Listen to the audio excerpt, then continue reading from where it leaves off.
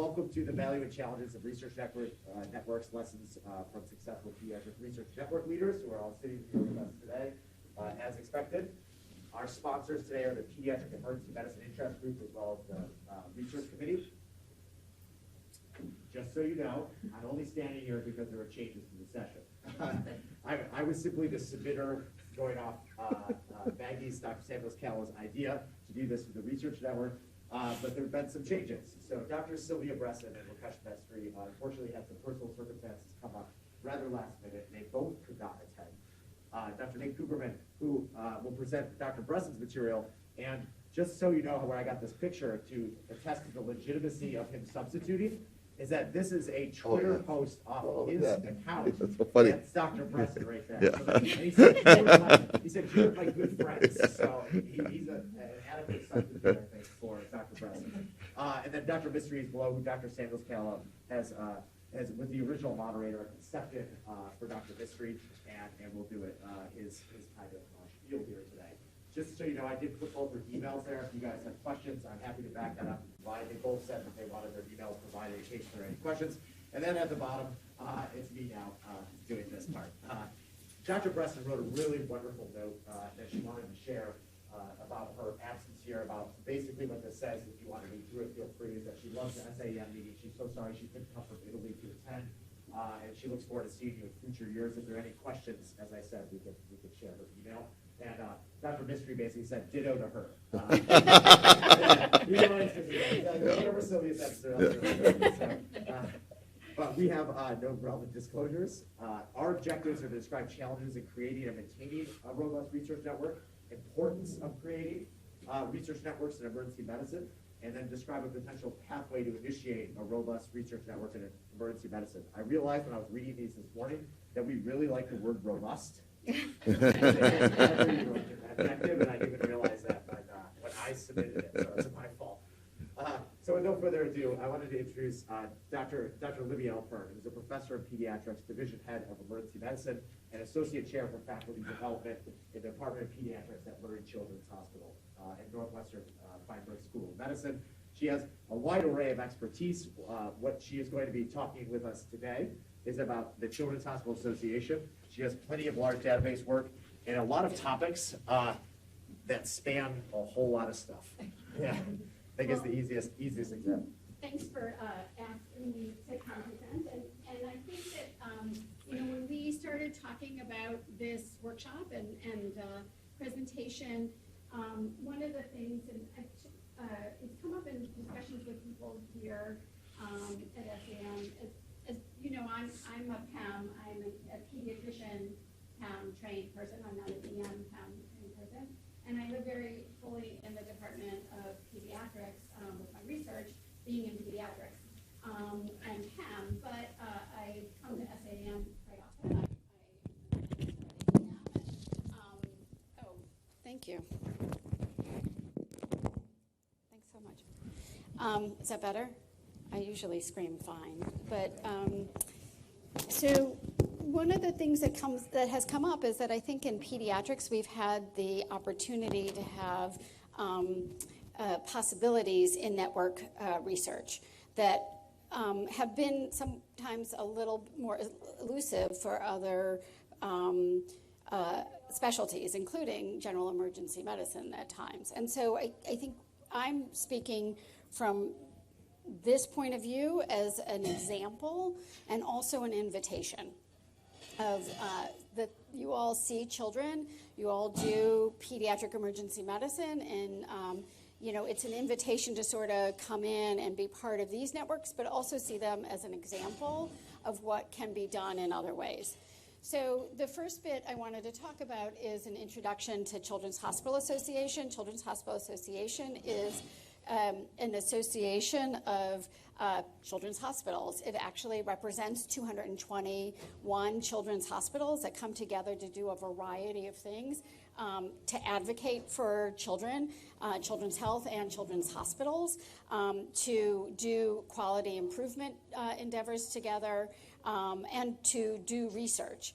And a component of what Children's Hospital Association has is the PHIS database. So the PHIS database is the Pediatric Health Information Systems database, and it is, I'll talk about it specifically, but what I wanted to point out here was that you can all go to childrenshospital.org. You can sort of look into CHA and what they do and how you might benefit from what they have.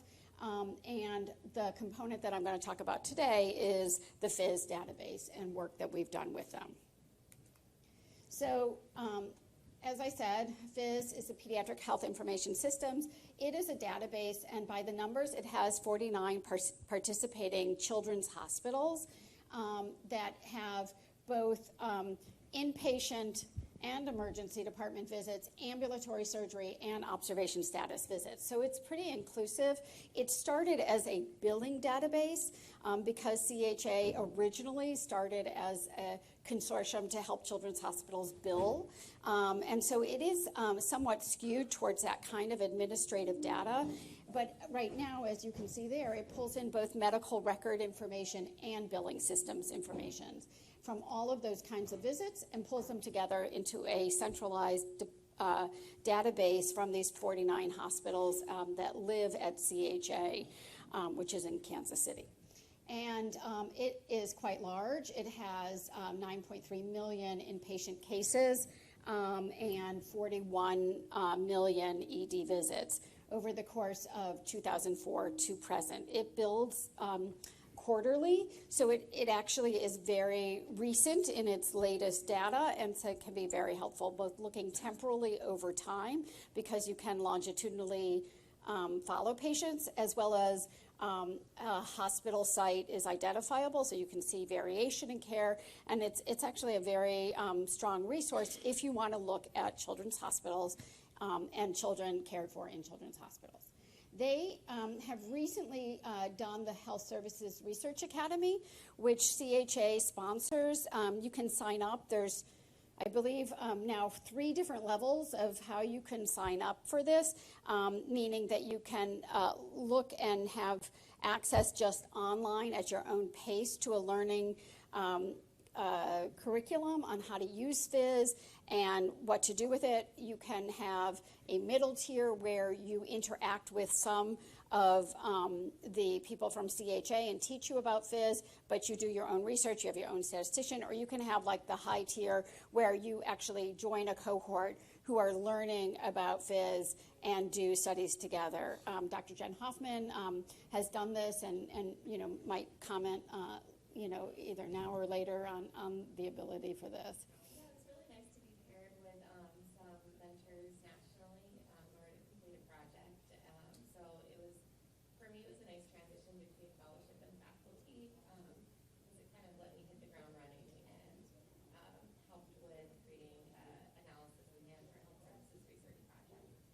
Yep, and I would say monetarily, it follows the tiers, and so if you are, as Dr. Hoffman mentioned, transitioning or early career, it's something you might think about using your professional funds for or advocating, and if you are in the audience and at a tier that controls more of the purse strings, like my institution, we paid for this for some of our early career faculty because we thought it was useful and good faculty development. So PHIS has research nodes, as you can see there on your left. So they have standing committees that come together and think about research in these areas and then think about the appropriate use of either PHIS or CHA actually owns other databases like the Medicaid Market Scan and has statisticians that are assigned to these research nodes. So you can come to CHA and say, I have an idea, can I become involved in a research node if you are part of a children's hospital member of CHA. What I would suggest to you is that we always have in these research nodes experts who are outside of a children's hospital or outside of a member children's hospital that come and be part of the expert team for these research nodes. So if you see something that interests you, there are 2 ways to do that. You can reach out directly to CHA. Matt Hall is the head statistician at CHA. He's always open to interest from researchers, and you can just approach them and say, I have an expertise in mental health, and I would like to look at this. Do you have a standing committee? How can I become involved? Another really great way is to actually look in your local environment. And are you in your institution associated with a freestanding children's hospital who is associated with CHA? And you go, because once you are an associate of CHA, you are automatically invited to join any of these things that you may want, and so you would collaborate with some of your pediatric researchers who have access to this. One of the really important strengths that PHIS has done recently is having linkages. So we'll talk about linkages in other ways, but a strength of registry work is how can you expand that and link to other things that have strengths in other ways. So PHIS is very strong in diagnostic codes, in having all of the children seen at that hospital or that emergency department, but not so strong in deep clinical data. So how might you link? And therefore, they've linked to, say, the Children's Oncology Group. So if you're interested in outcomes of sepsis in children that present with oncologic disorders to your emergency department, how are you going to get the more clinical outcomes? And you have a linkage to the COG registries that are linked to PHIS registry, and that gives a lot of strength. So you can see there we're linking to lots of different variable components, the Pediatric Heart Network, the Vermont-Oxford Network, the virtual PICU, and so, that gives a lot of strength. And we've actually linked to, and I'll talk about it in a little bit, PECARN's registry as well, which is right here. Dr. Cooperman's going to talk a lot more about PECARN. I'm just going to talk about the registry of PECARN. It's sort of coming off the registry work that was done at CHA. So PECARN registry, I'm the principal investigator for it, was funded through AHRQ as an R01 that looked at building an electronic health record registry, gathering benchmarks for quality measures of pediatric emergency care, and then providing report cards back to providers from that. And that was the original grant in 2011. And from that, we have expanded. So we have data in the database from 2012 to current, and as you can see there, those are the hospitals that are involved.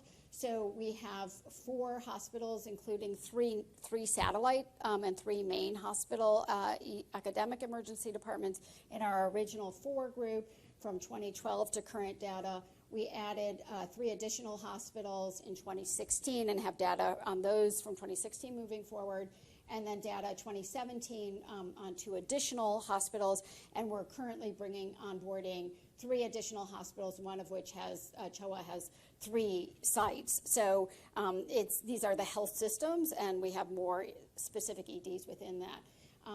As a database, registry has 5.1 million ED encounters over that course of time, with 1.9 million distinct patients. We also are able to look at patients across longitudinally and link longitudinally their visits.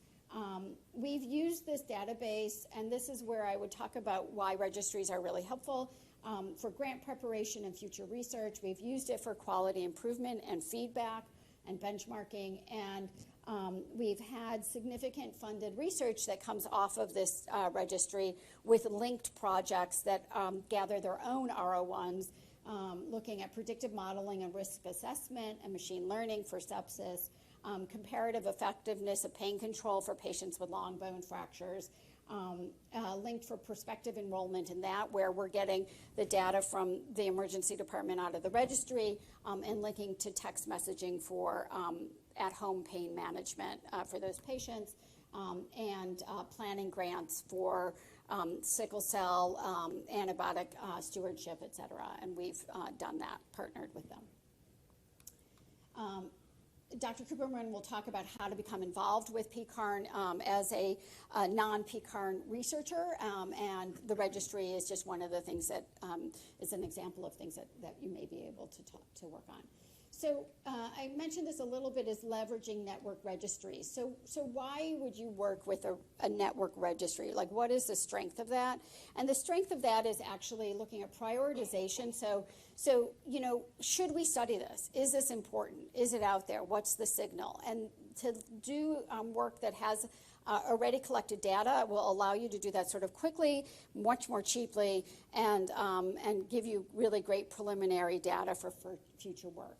It does give you really nice epidemiology and population estimates. When you link to billing data, you can look at drivers of cost, and you can have longitudinal data analysis, as I said, over time, looking at changes.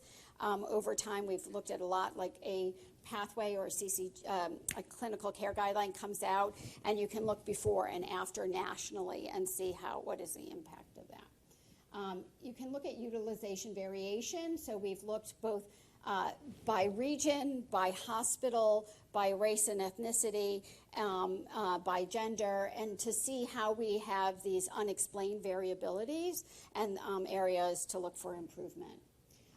Comparative effectiveness, so it's a good way to study something that you don't want the Hawthorne effect on, right? So you can look at pain control in patients without somebody looking over, feeling like somebody's looking over their shoulder, and you really can see variations and disparities of care in that way. And then we're getting more into predictive modeling and machine learning because of the strength of huge databases. When you have 5.1 million visits, you have a lot of data there, and you can do some really interesting machine learning and predictive modeling. So talking about the challenges and successes. So the challenges and successes of this kind of work in registries are very similar to other work, right? You have to get it funded. You have to talk about the science of what you want to do, not just the methodology. So it can't just be about the database. It has to be about the science of what you want to do.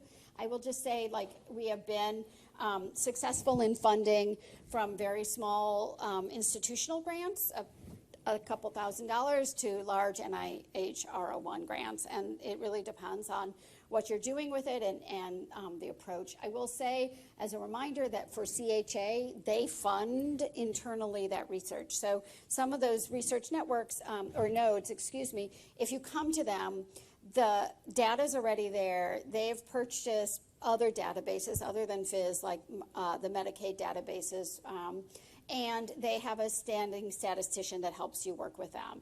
It brings together a really nice group, and it's internally funded. So again, it's funded by the member hospitals, which is why they limit that to member hospitals. But as I said, outside experts are definitely invited.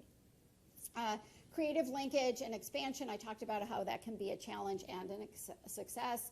The expertise, this is what I would say. If you're interested in using a database, go to the experts. So go, if you're interested in PHIS, I forgot to mention this, but PHIS can also buy a Children's Hospital Associate member, can be downloaded, and you can do your own work in it. So you can collaborate with your colleagues at the Children's Hospital and do work with them. CHA is very open for you to say, I think I don't understand this variable. Can you help me understand it? They're happy to get on a call with you and talk about it.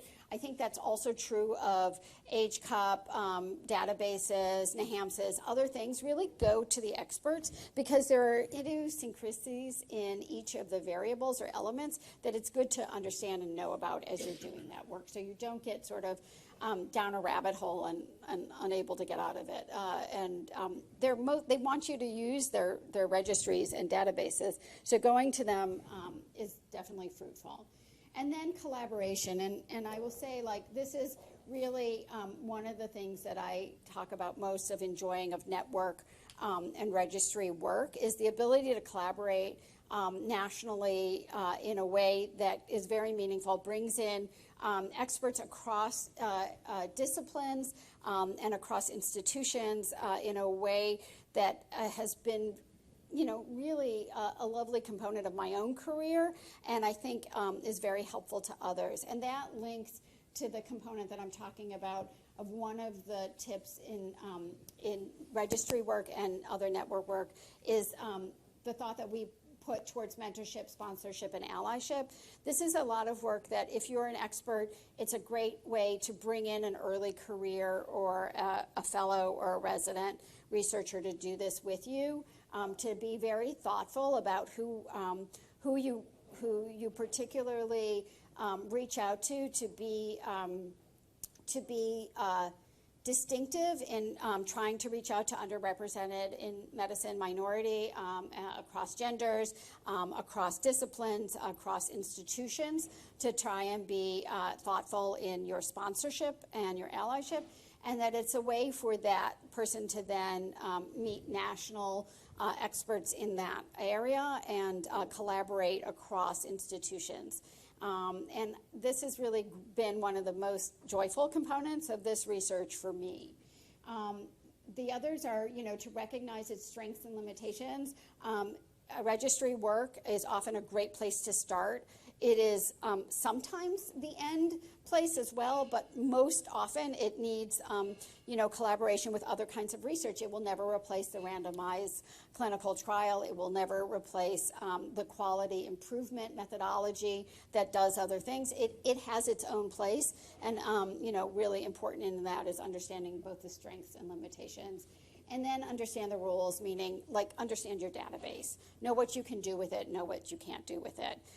Understand your network, understand that CHA spends a lot of money to pull together that database, and there are some rules around that. But they're welcoming, and as long as you play within those rules, you're a welcome collaborator. The same with the PECARN registry. There's ways, that everybody can become involved. It just has to understand the components of it. And I think that's my part. So I don't know if we're doing questions at the end. Maybe we'll, just for time. Yeah. Yep, awesome. All right, thank you very much, Dr. Alford. I will say, just like Dr. Hoffman, we're in the same group. We just started a firearm injury group at the CHA. That includes 2 pediatric psychiatrists now, a pediatric surgeon, and a general emergency medicine doc, and it's just a variety of opinions and expertise in there that, as a junior researcher, is really fulfilling. So, next is Dr. Nate Cooperman, who's a distinguished professor of emergency medicine and pediatrics, and the Bo Thomas Rofelt Endowed Chair of Department of Emergency Medicine at UC Davis. He's a pediatric emergency medicine physician and clinical epidemiologist, and a leader in emergency medical services for children, particularly in multi-center research. He has a variety of expertise. I saw his talk on machine learning yesterday that he is now employing through the PECARN network. That was particularly fascinating. I think a lot of people in this room are probably familiar with a lot of his work. He is going to do, again, he's substituting for Dr. Bresson for those who came in, do both the PECARN and PECARN network. So welcome. Thanks. Great. Good morning, everybody. So I will be introducing a couple of different networks, and you'll see some similarities between what Dr. Alpern said and I said, because one of the common themes about network research, be it with network database, et cetera, is the power of collaboration and working across disciplines, et cetera. So I'm going to actually meld a few networks together because of Dr. Bresson's absence. So Dr. Bresson, she's a good friend of mine. She's actually one of the most prominent peds emergency medicine investigators in Italy, and she runs a network in Europe called REPEM. You can see it's research in European pediatric emergency medicine. They have some very distinct advantages and challenges that we don't have in other networks. She actually co-runs it with, and this is again emblematic of their network, with an investigator named Rianne Ostenbrink. She's in Rotterdam. So 2 leads of this network, one's in Padua, Italy, the other's in Amsterdam. I'm sorry, Rotterdam. Oh. So this is the geography of their network. And again, you can see, obviously it's a lot of Western Europe. Actually, of course, people are probably looking at Ukraine and Russia now. And they are keeping their eyes on Ukraine and Russia as well. But, the power of their network is that the generalizability of the research findings are really quite impressive, that they can, look at the results separated by geography. And the challenge, one of the great challenges we see here, however, is that even within people, there's cultures in different cultures.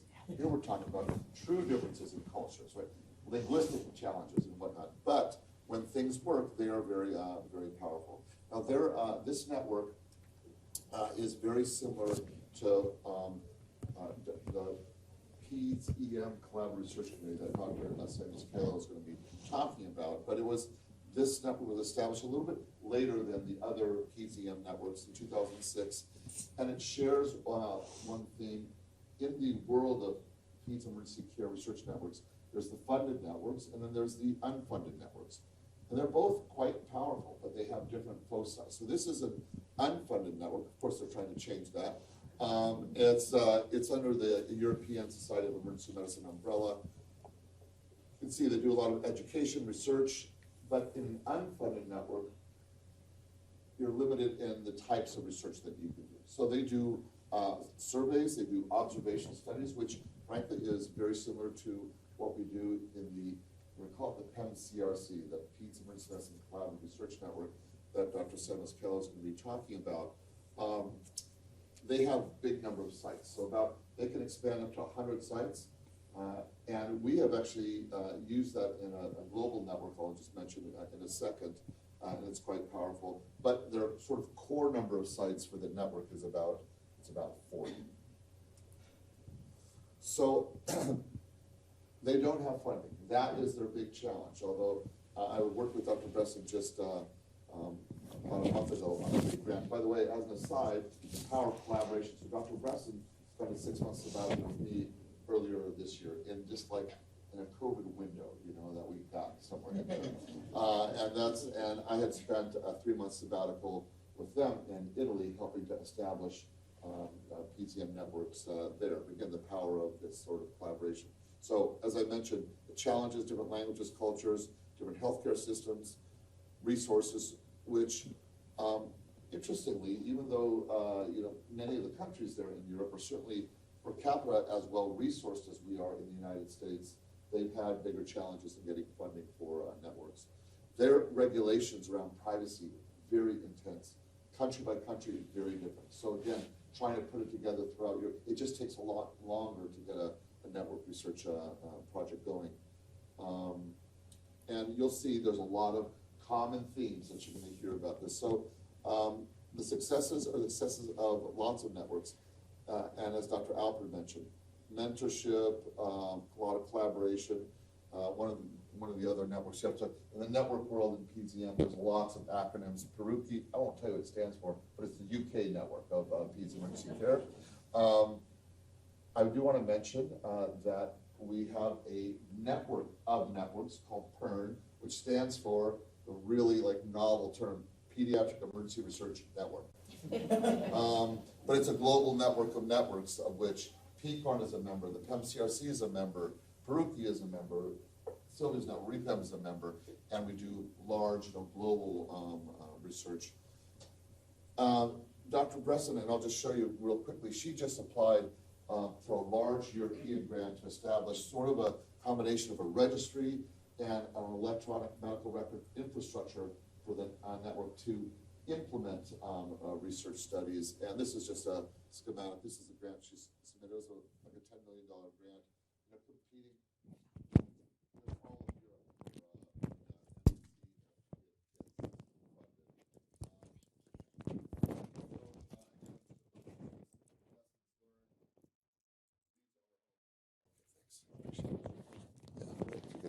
Tag me up, that would be awesome. Perfect. So these are common themes, whether it's network research or writing an NIH grant. Patience and perseverance. Well, is that too loud or are you guys okay? Okay, good. It's really loud for me.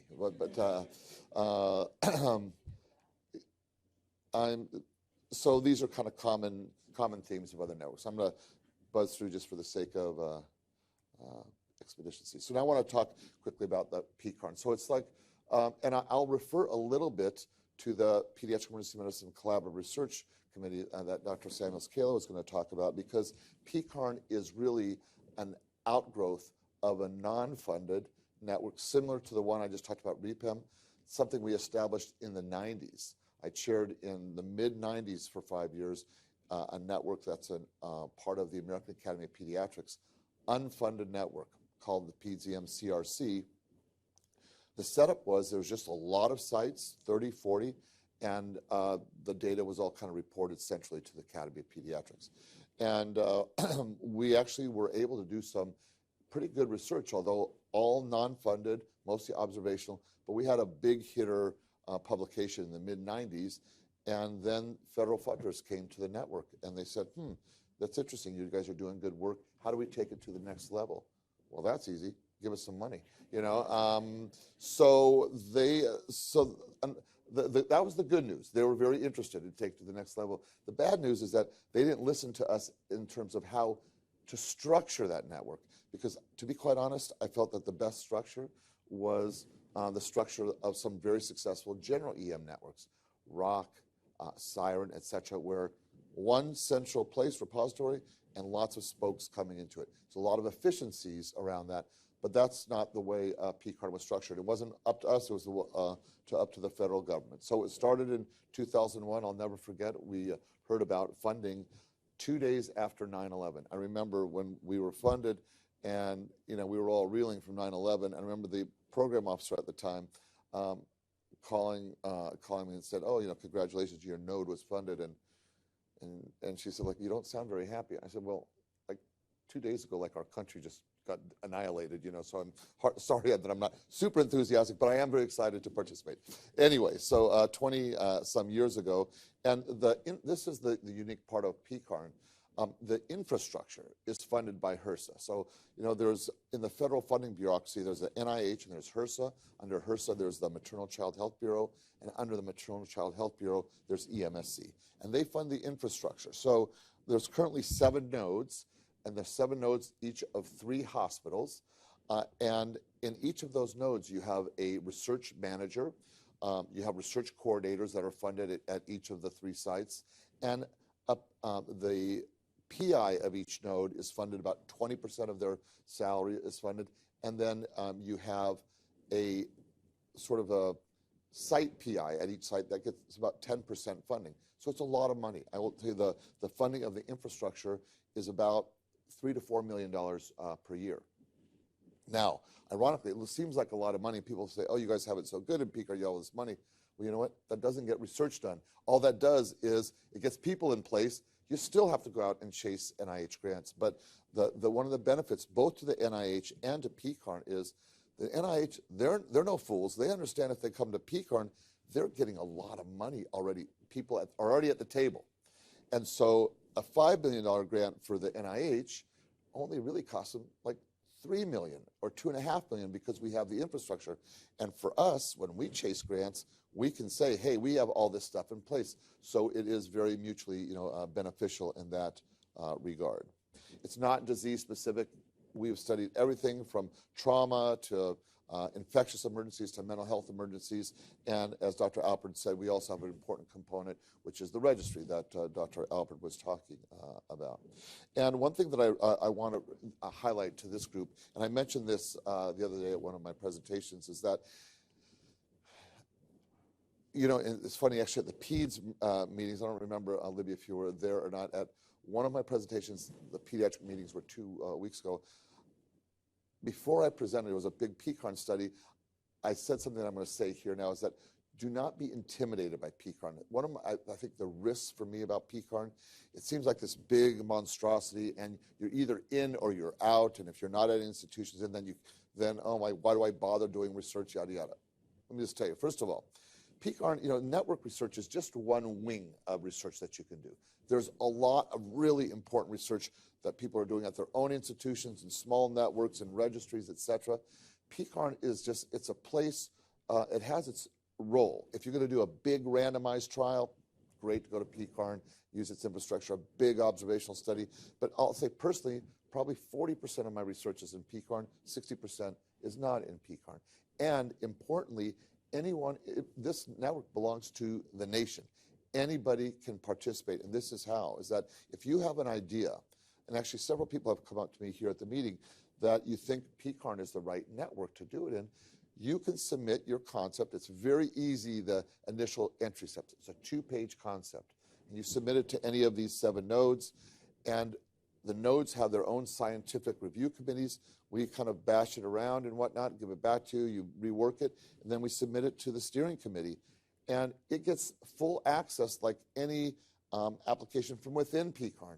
And if it's endorsed by PECARN, you and your site come into PECARN for that research study. So we have actually had several investigators gotten big RO1s through PECARN who are not officially members of PECARN, but they came that way. So it's important, but you do it at the right time of your career. And I'll just have a couple more slides. This is the infrastructure. By the way, we did not create this infrastructure. When the grant call came out 20 years ago, this is how they wanted it done. They wanted it done in nodes of 3. As I mentioned, there's 7 nodes. One of the nodes here is a pre-hospital node, really dedicated to pre-hospital research. The other 6 are like in the ED. We have, 4 very big and important subcommittees. And the power of PECARN is like any network. It's the power of collaboration. We have these subcommittees that are super helpful. Feasibility and budget subcommittee. They take your idea, your protocol, and they kind of make it work. They say, this is not feasible, or this is going to be too expensive. And they work with you to develop protocols that are doable, et cetera. We have a grant writing and publication subcommittee. And then we partner with our federal funders are very involved. And then there's an independent data center that recompetes every 3 years. It's at the University of Utah. Very efficient and high-functioning data center. But you can see it's a pretty big bureaucracy. And PECARN started as a little of a grassroots operation, and now it is a pretty big funding bureaucracy. One of the great benefits to this, though, I'll say is this: is that if you're ready in your career to lead a big observational or randomized trial, if you can get your concept through the kind of, you can talk about it as being beaten up a little bit, or positively you can say great input from all the subcommittees in PECARN. You get through the process I will tell you about 40%, 35 to 40% of the concepts that get submitted to us will kind of make it through. Some get spit out along the way, but 35 to 40% make it through. If you make it through, the funding rate at the NIH, 75%. That is the power that PECARN gives you. So we work not to reject, we work to help beef up the concepts and really get them into a shape that they can be submitted for federal funding. The challenges, as I mentioned, people come I'm sure they come to Libby and other participants and people say, oh, you guys have it so good. Well, funding, you're always underfunded.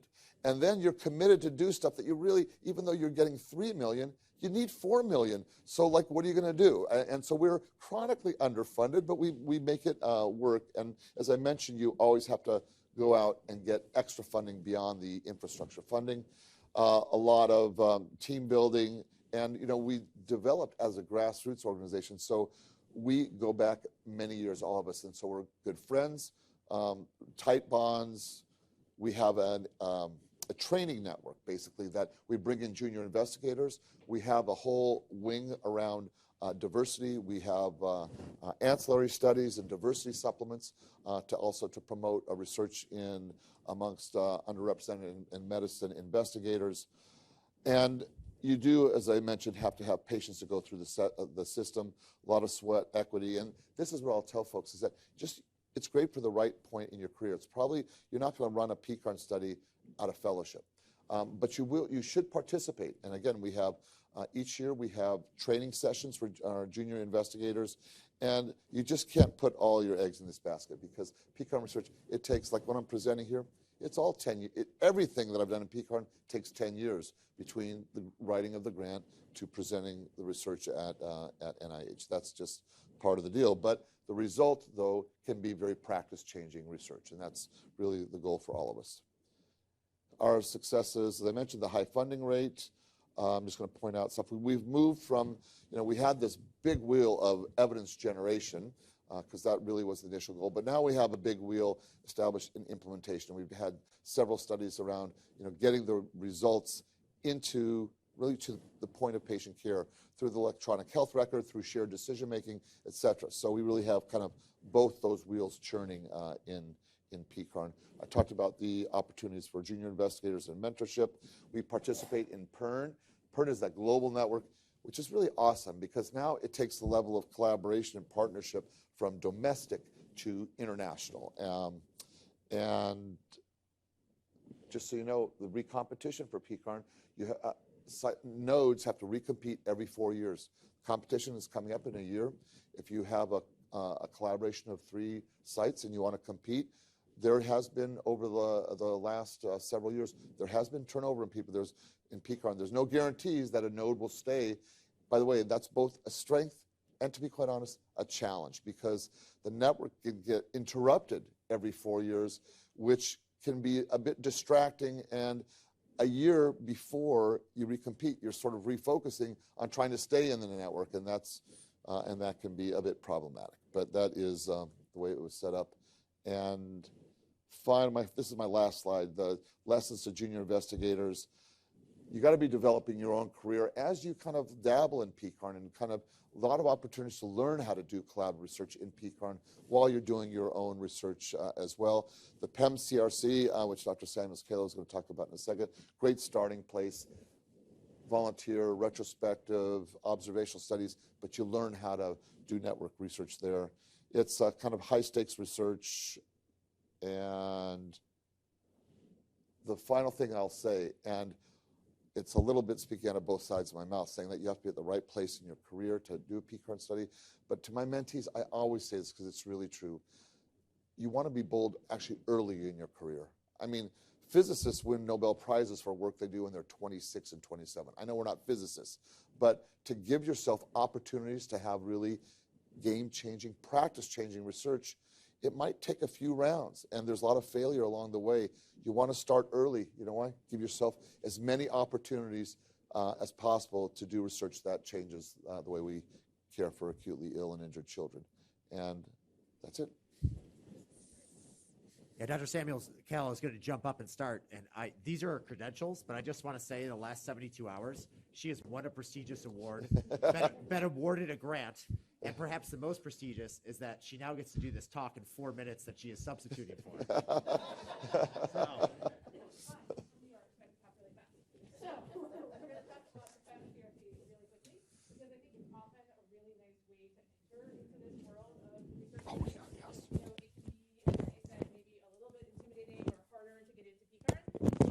PEMCRC is a really awesome opportunity to become a part of this community of research networks. In particular, because it's unfunded, the barriers to entry are very low, because you can just sign up and say, I'd like to be part of the PEMCRC, and they basically say yes. And so that's a really nice starting point.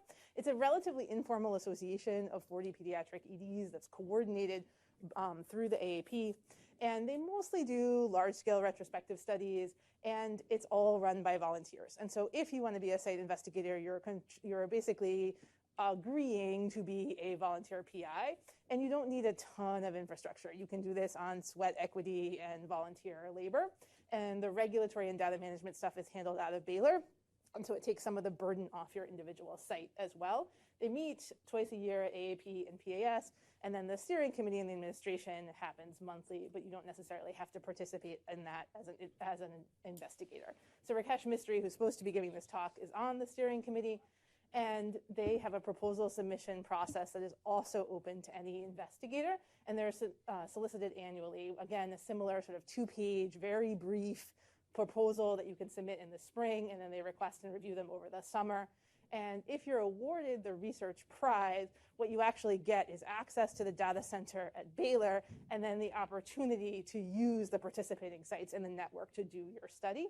And don't be so wedded to this timeline. They do consider proposals that are off cycle. So some challenges to an unfunded research network, right? They're reliant on sweat equity, and so you need each person who's the volunteer site PI to do their piece, which can sometimes be challenging. And they can only do a couple of studies at a given time because they need all the volunteers to do them. The Baylor Data Center funding has sometimes been challenging through the AAP.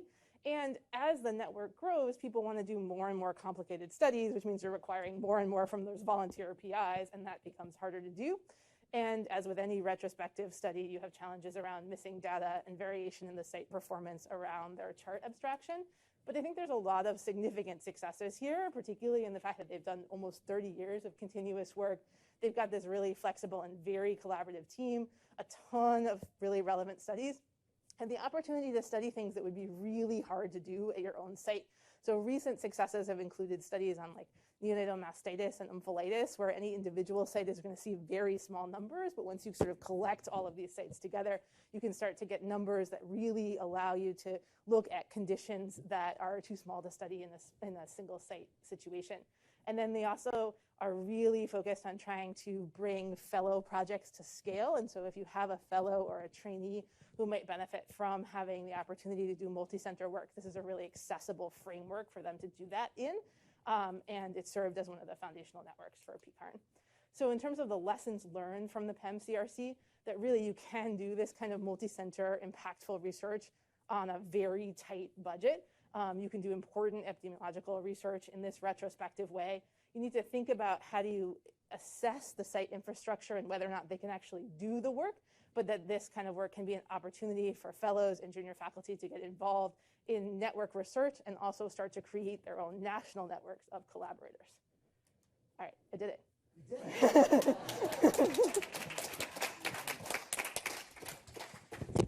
We might even have a minute for We have questions. a whole minute. You know what, so at 9 a.m. there's like the general session, but you can get there, like you can get there in 3 minutes. So maybe we can have 5 minutes there you of go. questions and whatnot. So. I know that's like a whole sort of alphabet soup of networks. And again, I was just talking to Dr. Alpern. Do not, it's in fact quite the opposite. Don't let it intimidate you. There's a lot of opportunities for participation for junior investigators because we're really wedded to, hey, we need to build like the next generation of network investigators. So it's an open opportunity to participate. Very low barriers to coming in and learning the ropes and whatnot.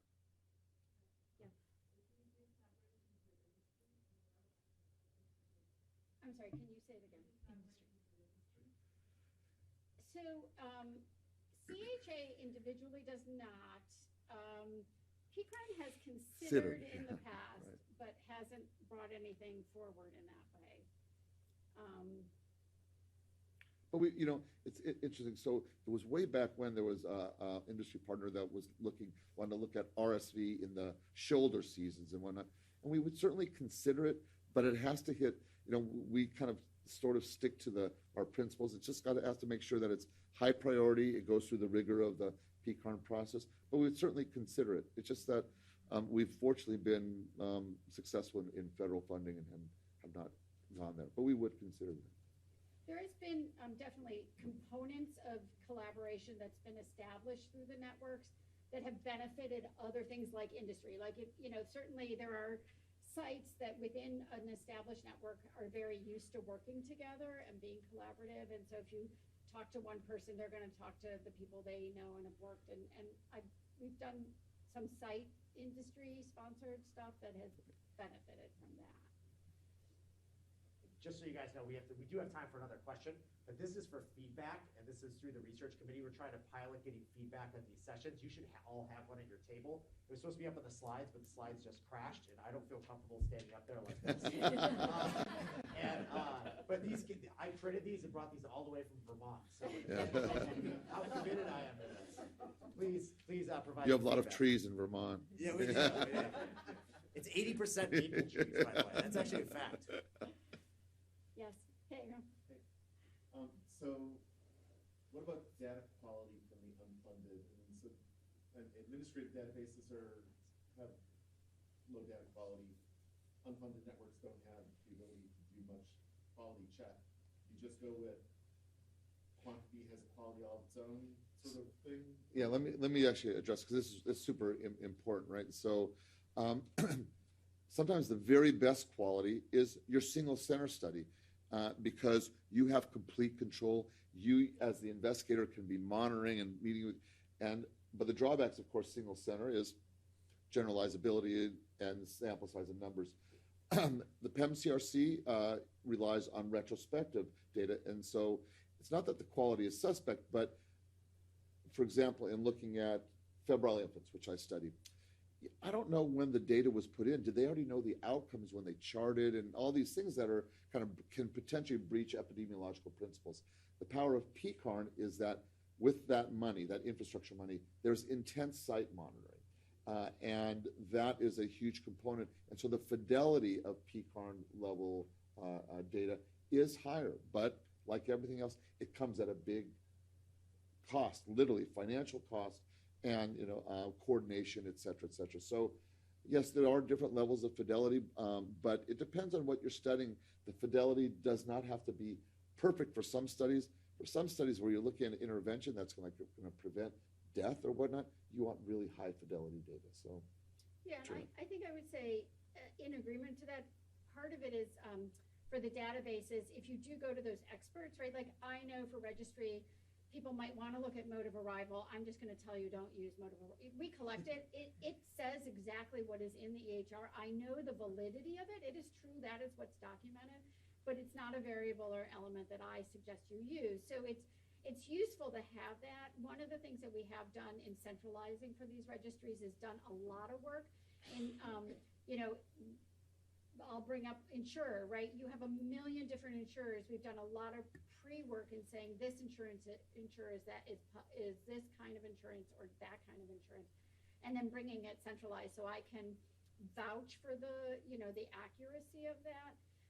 And then I would say, one of the paragraphs I spend almost as much time on as the whole manuscript is my limitations paragraph in the manuscript. And I'm the first to say, a retrospective or a database work is not for everything, but it is often the first step. And it can be extremely helpful in that way to take it to a larger network database that allows you to see the variation you wouldn't necessarily see in your own. let me just add one of the things that's important, general topic, because I will use different of these networks or registries depending on what the question I want to answer. In general, I'll use retrospective databases for hypothesis generation. But an example, again, back to the febrile infant, when you're doing like prediction rules and whatnot, the very first node that you have to is how does the child look? Because if a child's ill appearing, you don't need a decision rule. You just do the right thing. Retrospective data, you have like general comments on sort of mildly ill appearing. You don't have validated tools that are being used. And of course, you also don't know if the documentation happened after they found out that the procalcitonin was 1 million, right? So for that type of research, I do it prospectively only. But there's other types of research where I'm looking at general trends and doing hypothesis generation. I'll rely on registries, retrospective databases, etc. You have 4 minutes to get downstairs. Okay. Thank you all so much. Thanks. Thanks.